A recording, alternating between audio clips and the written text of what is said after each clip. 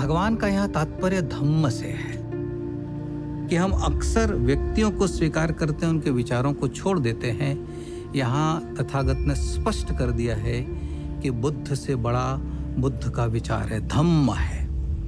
तो जिस अनंत काल तक की बात हो रही है वह धम्म के संदर्भ में हो रही है।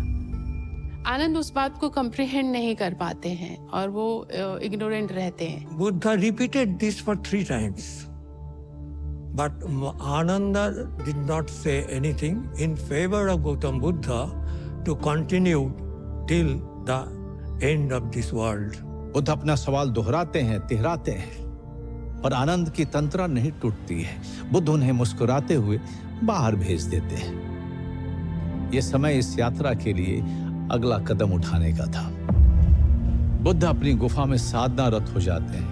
उन्हें महापरिनिर्वाण का निर्णय लेना है, लेकिन उन्हें इस जगत की भी चिंता करनी है। साधना के बीच महापरिनिर्वाण के हाँ ना का तर्क वितर्क चल रहा है, और यहां आता है बुद्ध का बहुत पुराना साथी मारा।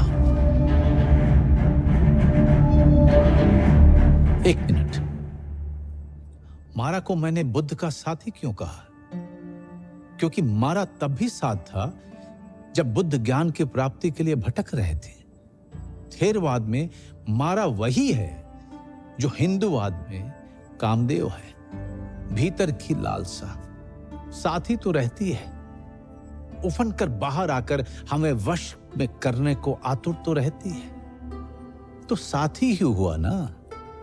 मारा बुद्ध को निर्वाण पाने से पहले भी भटका रहा था, पर बुद्ध मारा पर विजय पाते हैं और निर्वाण प्राप्त करते हैं। अब मारा को पता है कि वो बुद्ध पर विजय तो पा नहीं सकते। मारा यहां दूसरा रास्ता अपनाता है, विनती का। बुद्ध की तपस्या किस हद तक है कि मारा को भी उनसे प्रार्थना करनी पड़ती है कि अब तो आप अपना परिनिर्वाण प्राप्त कर लो। Don't trouble yourself that I will enter nirvana anyway. It's in my hand. I know, I can see through, and I know what your intentions are behind troubling me and prompting me and pushing me towards that state. In Buddha's absence, his words, his teachings would be their guiding line. But at the same time, he needs to address the people and the Sangha in a structured way. Buddha himself said, if I take Mahaparinirvana now, that will not be the justice. आनंद एक ऐसे agent है जिन्होंने उनके prompt को, उनकी बात को समझा नहीं और उनको रुकने के लिए अनुरोध नहीं कर पाए। Things will happen that way, but उनका एक मीडियम और ये पात्र बदल रहे हैं, और ये देखने का नजरिया है जिसने ये दिग्ग निकाय लिखा है। बुद्ध अपनी पीड़ा पर अपनी मुस्कान का आवरण डालते हैं और आनंद से कुशीनारा की ओर चलने को कहते हैं। उनका कारवां ककुप्था नदी को पार करने वाला है। वे अपनी टोली को विश्राम के लिए कहते हैं, पर क्या बुद्ध अपनी पीड़ा के कारण आगे नहीं बढ़ पा रहे हैं, या बात कुछ और है? और ठीक यही बुद्ध घोषणा करते हैं कि वे कुशीनारा में साल वृक्षों के वन में रात के बीच के पहर में महापरिनिर्वाण अवस्था में प्रवेश करेंगे, और रात के आखिरी पहर उनका महापरिनिर्वाण हो जाएगा।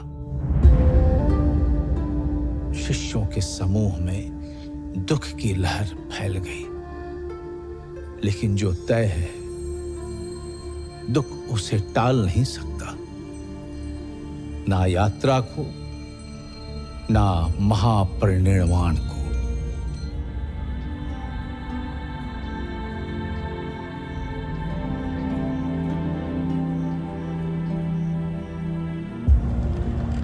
बुद्ध का कारवां हिरण्यवती नदी को पार कर तब के कुशीनारा और अभी के कुशीनगर के साल वृक्षों के उपवन में पहुंचता है, जहां 2 साल वृक्षों के बीच उनकी शैया लगाई जाती है। बुद्ध ने अब अपने प्रिय शिष्य आनंद को कुशीनारा के मल्ल राजाओं को ये बता देने के लिए कहा कि बुद्ध महापरिनिर्वाण लेने वाले हैं। इस सूचना ने सोते हुए शहर को जैसे नींद से जगा दिया। पूरा शहर आधी रात को साल वृक्ष के उस वन में जमा हो गया। बुद्ध लेटे हुए हैं, उनका सिर उत्तर की तरफ है और मुख पूरब की तरफ। एक हाथ सिर के नीचे है, जैसे थका हुआ सिंह लेटा हो। उनकी ये मुद्रा महापरिनिर्वाण मुद्रा के नाम से दुनिया भर में प्रसिद्ध है।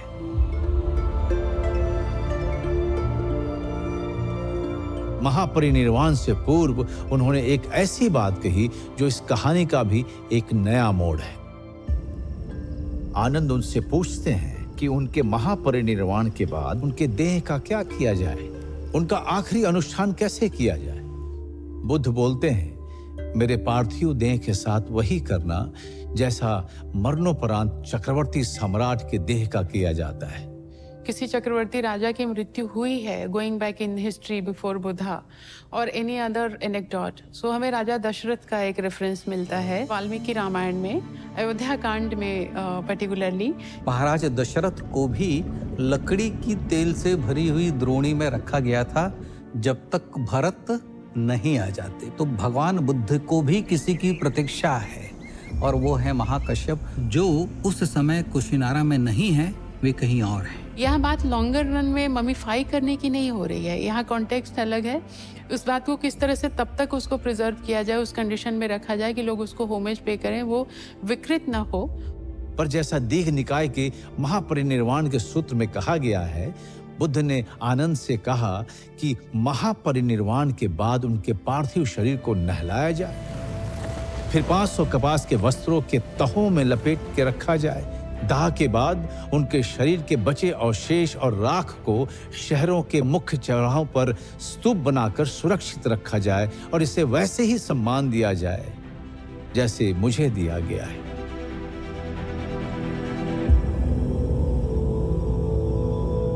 बुद्ध जैसे ही महापरिनिर्वाण को प्राप्त होते हैं, एक भूचाल आता है। कुछ देर बाद जब धरती थमती है, तब साल के वे वृक्ष फूलों से भर जाते हैं और वे फूल भगवान बुद्ध की पार्थिव देह को ढक लेते हैं। हैरानी की बात यह है कि यह मौसम साल वृक्ष में फूल आने का था ही नहीं, पर यह प्रकृति की प्रतिक्रिया थी, मानो वो इस महान पुरुष को आखिरी भावभीनी विदाई दे रही है।